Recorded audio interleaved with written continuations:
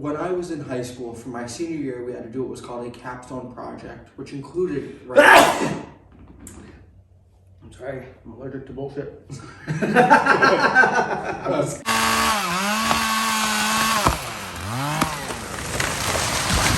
Welcome back, friends, to another Tractor Talk on Build a Lot Acres. And in today's video, we're going to talk about why everyone used to own garden tractors, but they don't anymore. So as you probably noticed, I have 4 beautiful garden tractors lined up for your viewing pleasure. We have a Simplicity Sunstar, we have a Case Ingersoll 448, we have a Sears SS14, and then we have Brett's Case 220. These are only 4 of the tractors I've owned over the years. I've owned a number of different tractors, well over a dozen at this point. And I also have a big Simplicity Power Max, and maybe we'll show you later. So the topic of today's video is going to be why people used to own garden tractors and why most people no longer do. So, you want to go? When I was in high school, for my senior year, we had to do what was called a capstone project, which included... I'm sorry, I'm allergic to bullshit. I'm just kidding.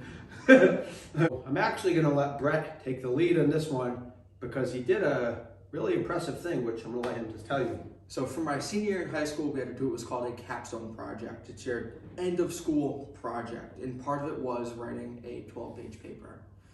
And my paper was on the history of garden tractors, so I'm actually quite well versed in this topic. And so the garden tractor, as we know it, actually really got birthed in the 50s. So there, as I'm sure you know, there were tractors before then. Like as we talked about a few weeks ago on Tractor Talk, the economies, the Power Kings, they started coming around 46. You know, I know that Wheel Horse had tractors in the 40s, whatever. I think you would probably agree, as an educated man on this topic, that really it was after the boom of World War II. All the soldiers came home.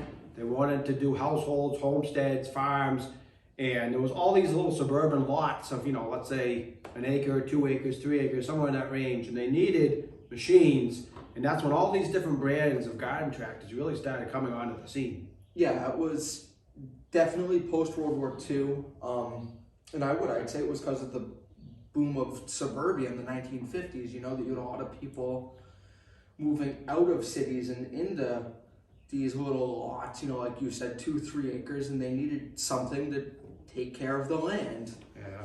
You know, and back then you didn't have, say, Kubota BXs, you know, other small 4x4 diesels.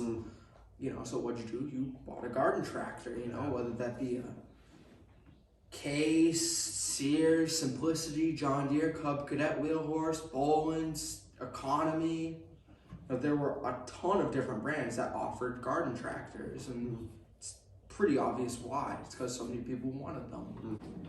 So as we said, I think from post-World War II, from the late 40s, early 50s on, all the way up until probably, I'm going to say the late 70s, garden tractors were really, really popular. Everyone had one, and they all had their own favorite brand of choice, and every brand had a unique looking tractor that you could instantly tell from a distance what it was. I remember when I was a kid, old Mr. Stevenson might have had a Case, old Mr. Richards might have had a Boland's. Everyone had their own, and it was pretty exciting times seeing all these different brands of tractors out in the scene in the wintertime plowing their driveways. That lasted, like I said, up until I'd say the late 70s, which is when the Asian invasion took over. So by Asian invasion, what my father means is that you then had a lot of companies, mostly Japanese, that were coming out with their own lines of small diesels. You know, this would be like the Kubota BXs, your Coyote CKs, right? CKs the small ones. I don't know if Coyote was really a thing then, but out in Japan and a lot of these Asian countries, they had much smaller lots, smaller land. The country itself was a lot smaller, so they needed small tractors, but they needed them four-wheel drive because they had a lot of wet areas. A lot of them were working in bogs, doing rice paddies and different things. And they had four-wheel drive diesel tractors that weren't much bigger than your American two-wheel drive gas air-cooled garden tractor. So those kind of gray market machines and some name brands started coming over to the States. And at first they weren't allowed to be shipped over here. They were actually outlawed. Which is why you had some tractors like my father's Ford 1700, which is a Shibawa. It's just painted blue and called a Ford, and so it was sold as a Ford in the States, but it's the same as a Chihuahua. Yeah. And that's actually part of the reason for those American tractors being made by the Japanese. So I say outlawed, I guess that's not the right term. They weren't really outlawed. It was something to do with bringing stuff from other countries here and the trade. What's the word I'm looking for? The economic trade, Yeah, I don't know. Whatever it was, bringing machineries from other countries to here for whatever reason wasn't allowed as much then as it is now. It was much harder to get machines from, say, India or parts of Asia over here, whereas now it's pretty commonplace. Mm-hmm. But these machines did slowly make their way over here, and people started taking notice of how much you could do with one of these little four-wheel drive diesel Asian tractors. Oh yeah. So I think another big reason, we'll see if Brett agrees, is back then in the 50s, 60s, 70s, companies built things to last. They didn't build these machines with the intention of you having to buy a new one a few years later. They built these to pass down generation to generation. And over time, I would say really starting in the 1980s, the company started cheapening the machines, making the parts so that they had to be replaced. They had a lot of the components not able to be serviced or easily worked on. Mm-hmm. Well, yeah, when I was younger, I had worked at a small engine place, and the guy mostly did lawn tractors, garden tractors. And he had, say, maybe a half dozen tractors made I'd say 1990. And then the rest of them were all 90s and 2000s, just little lawnmowers that had broken down, worn down with time, whatever, and no one wanted to fix. And it was weird seeing it. There were honestly probably about 6 tractors from pre-90 that he had. And they were all just completely torn apart to pieces. Like, everyone had taken everything off them that they could use. Yeah, they were scavenged. Whereas... Damn vultures.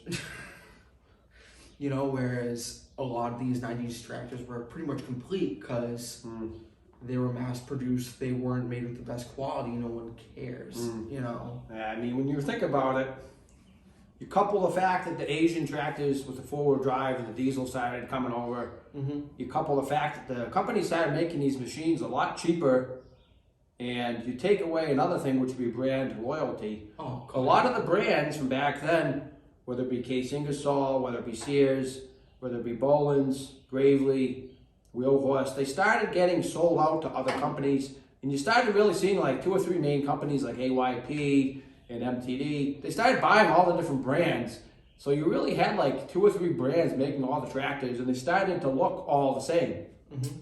All the brands lost their uniqueness, their features, the things that made them stand out and made their fans and owners love them so much started to change. So all the tractors, even though they might have had a different paint job or a different decal or a different brand name, they were really all the same tractors now, and you couldn't tell one from the other.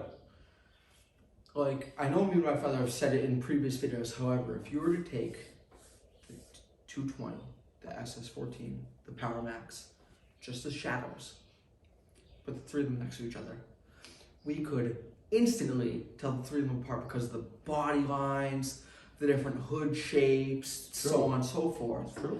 However, if you were to take a modern Cub Cadet, a modern John Deere, and say a modern Craftsman, I don't think we could tell them apart. Yeah. I'm sure there are different body lines, whatever, but everything just looks so similar nowadays, just with a different coat of paint. Yeah. Whereas back then they really had ways of making their tractors look unique. Yeah. So I think the last thing we're going to talk about is, just like the companies cheapened out and started making the machines cheaper, people didn't want to spend their money on quality, lifelong, generational machines. And people weren't doing their own property maintenance now like they did back in the 50s, 60s, 70s. A lot of people hire out their mowing, they hire out their snow removal, they have companies come in to do lawn care or whatever, and they don't really need a year-round workhorse that's rugged like these old garden tractors were. Mm-hmm.